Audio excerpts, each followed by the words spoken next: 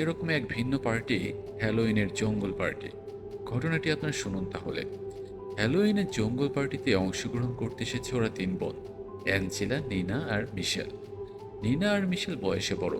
Angela ওদের থেকে অনেক ছোট, 16 বছর পড়লো এবার। বাইরের জগৎ সম্পর্কে সে একেবারে অসচেতন। দুই বোনের সাথে এবার প্রথমবারের মতো যোগ দিচ্ছে হ্যালোইন জঙ্গল পার্টিতে। পার্টিতে যারা অংশগ্রহণ করবে সবাই এসে গেছে। কিছু বয়স্ক দম্পতি, কয়েকজন ইয়াং ছেলে মেয়ে, বাচ্চা কাচ্চা আর অ্যাঞ্জেলারা তিন বোন। সব মিলে মোটের উপরে 35-40 জন হবে। ঠিক রাত 10টা 30 মিনিটে বাস ছেড়ে দেবে। অ্যাঞ্জেলারা 3 আসনের একটা বেঞ্চ দখল করে বসে গেল। বাসের মধ্যে বাচ্চাদের হইচই আর অন্যান্যদের উল্লাস চিৎকারে কান ঝালাপালা হয়ে আসছে।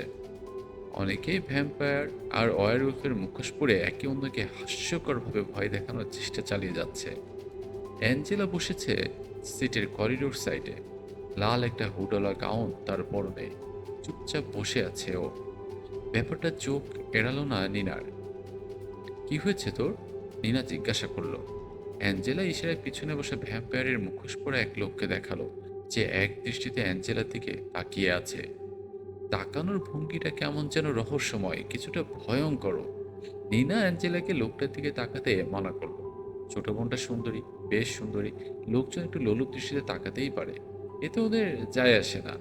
আজ হ্যালোইনের রাত, ওরা তিন বোন আজ খুব এনজয় করবে। শুধু ওরা তিনজন। রাত 12টা 40 মিনিটে বাস এসে পৌঁছালো শহরের বাইরে অবস্থিত উলফ ফরেস্ট নামক জঙ্গলের সামনে। নেকড়ে আর ভালুকের অভয়ারণ্য এই বন, তবে ওরা বেশ ভিতরের দিকে থাকে। জঙ্গলের এই দিকটাতে তেমন একটা আসে না বললেই চলে। হইচই করতে করতে সবে বাস থেকে নেমে পড়ল। আগে থেকে 4জন লোক পাঠানো হয়েছিল, তারা ক্যাম্পের ব্যবস্থা করেই রেখেছে। বয়স্ক লোকেরা ক্যাম্প ফায়ারের ধার ঘেঁষে বসলো। বাচ্চারা এদিক সেদিক দৌড়াদৌড়ি করতে লাগলো। যুবক যুবতীরা যুগলভাবে ঘুরতে লাগলো এদিক সেদিক।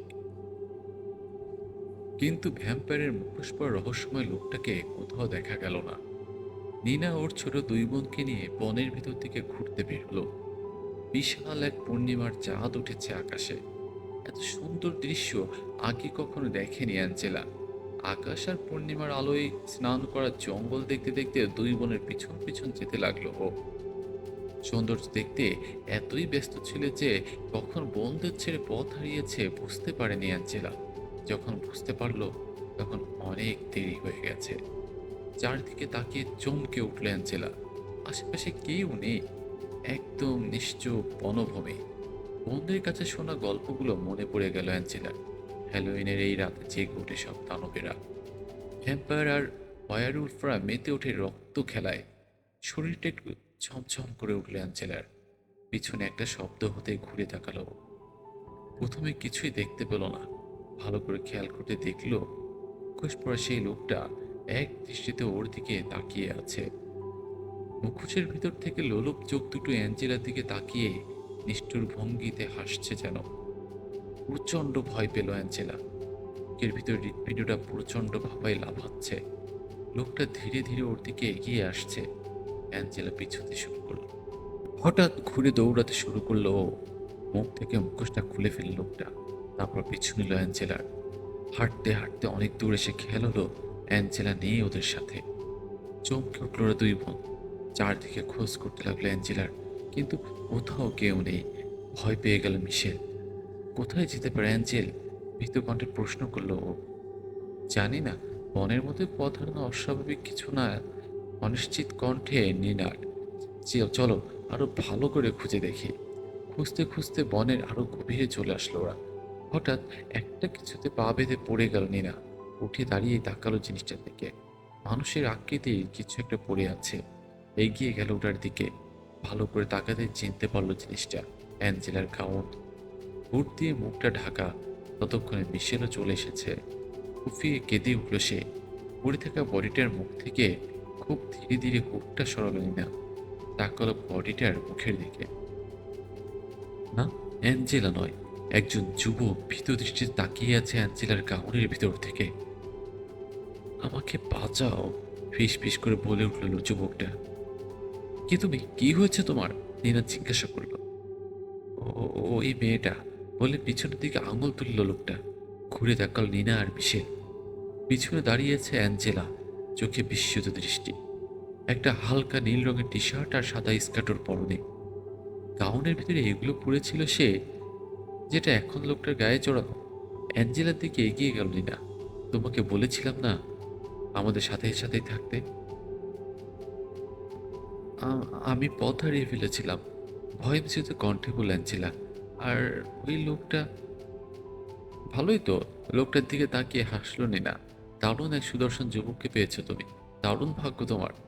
কিন্তু আমি যে কিছুই পারি না, কোনো ওই অভিজ্ঞতা নেই আমার। অ্যাঞ্জেলা বলল। তাতে কি, আমরা সবাই নতুন ছিলাম কোনো না কোনো সময়। ওর কাছে যাও অ্যাঞ্জেলা, তোমার উষ্ণ ছোঁয়া দাও ওকে। একটু ভাবলো অ্যাঞ্জেলা, তারপর ধীরে ধীরে এগিয়ে গেল লোকটার দিকে। যুবকটা তাকিয়ে থাকলো রূপসিনীর দিকে। অ্যাঞ্জেলা সরাসরি লোকটার শরীরের উপর উঠে বসলো। সামান্য ভয় কাজ করছে ওর মধ্যে, কিন্তু ভয়টা কাটিয়ে উঠলো ও। একটানে নিজের টি শার্টটা খুলে ফেললো। যুবকের মধ্যে আবার সে লোলুপতা ফিরে আসলো। লোভনীয় চোখ নিয়ে তাকালো অ্যাঞ্জেলার অন্তর্বাস পড়া শরীরের দিকে। কিন্তু এ কি, হঠাৎ করে যেন অ্যাঞ্জেলার শরীরে গজাতে লাগলো ঘন কালো লোম। ঘন ঘন শ্বাস নিতে থাকলো সে। চোখের নীলমণি হঠাৎ পরিণত হলো হলুদ বর্ণে। ফাঁক হয়ে গেল অ্যাঞ্জেলার মুখটা। চোয়ালের কোণার দুই দাঁত প্রথমে সরু আকার ধারণ করলো, তারপর অনেকটা লম্বা হয়ে গেল, অনেকটা সাবুত প্রাণীর দাঁতের মতো। চাঁদের আলোয় ঝিকিয়ে উঠল দাঁত দুটো। মুহূর্তে বদলে গেল তার সুন্দর মুখখানা। নিষ্ঠুর ভয়ঙ্কর এক পিশাচিনীতে পরিণত হলে সে। রাতের নিঃশব্দতা ভেদ করে কুৎসিত ভয়ঙ্কর কণ্ঠে চিৎকার করে উঠল পিশাচিনী। তারপর মুখটা নামিয়ে আনলো যুবকের ঘাড়ের কাছে। সুচালো দাঁত দুটো ফুটিয়ে দিল যুবকের দপদপ করতে থাকা ঘাড়ের রগে। তারপর অভুক্তের মতো চুষে খেতে লাগলো যুবকের গরম তরল রক্ত। যেন অনন্তকাল ধরে ভীষণ ভীষণ পিপাসার্ত সে। ভোর হয়ে আসছে। পার্টির লোকজন ফেরার জন্য বাসায় উঠে পড়েছে। অ্যাঞ্জেলার তিন বোন নিজেদের আগের সেই সিটেই বসে নিজেদের মধ্যে আড্ডায় জমে উঠেছে। বাচ্চা আর যুবক যুবতীদের কোলাহলে মুখর হয়ে আছে বাসের ভিতরটা। কিন্তু কেউ খেয়াল করলো না আসার সময় বাসটার সবগুলো আসন একেবারে পরিপূর্ণ থাকলেও যাওয়ার সময় একটা আসন যাচ্ছে একদম ফাঁকা। বাসটা রওনা হতে জঙ্গলের ভিতর থেকে করুণ কণ্ঠে বিলাপ করে উঠল একটা নেকড়ে, যেন বিদায় জানালো হ্যালোইনের ভয়ঙ্কর রাতটাকে।